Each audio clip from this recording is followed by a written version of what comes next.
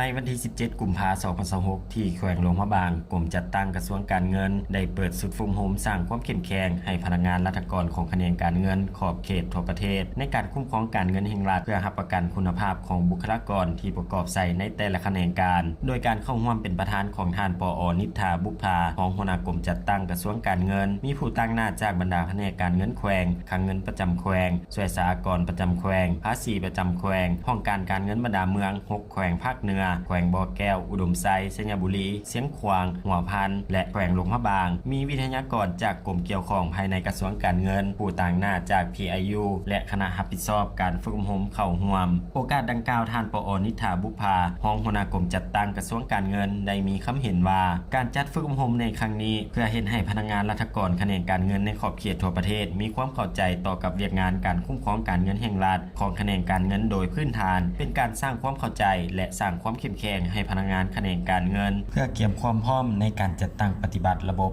IF-MIT เพื่อเฮ็ดให้เวียกงานดังกล่าวสอดคล้องและเชื่อมโยงเข้าสู่ระบบ IF-MIT ให้สำเร็จตามเป้าหมายและตามแผนที่กำหนดไว้ในการจัดตั้งปฏิบัติพัฒนาระบบรวมศูนย์การคุ้มครองข้อมูลข่าวสารการเงินกระทรวงการเงินสุดฝึกอบรมครั้งนี้จัดขึ้นในระหว่างวันที่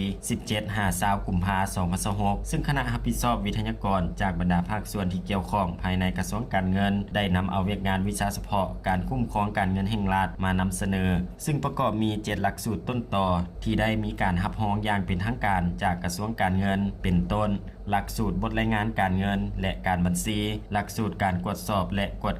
การวางแผนและจัดตั้งปฏิบัติงบประมาณการคุ้มครองรายรับการคุ้มครองรายจ่ายการคุ้มครองแรงเงินและหนี้สินสาธารณะการจัดซื้อจัดจ้างโดยทุนของรัฐพร้อมเดียวกันนั้นในระหว่างวันที่ 17-20 กุมภาพันธ์ 2026 ที่แขวงหลวงน้ำทาได้เปิดศูนย์ฝึกอบรมเวียกงานดังกล่าวน้ำอีกด้วยโดยภายใต้การเป็นประธานของท่านภูวันไสยวงศ์รองหัวหน้ากรมจัดตั้งกระทรวงการเงินโดยมีพนักงานราชการแขนงการเงินจากแขวงพงศาลีบ่อแก้วอุดมไซหลวงน้ำทาและแขวงหลวงพระบางมีบรรดาแผนกการเงินแขวงห้องการเงินเมืองของบรรดาแขวงและ3แขนงสายตั้งของแขวงเข้าร่วม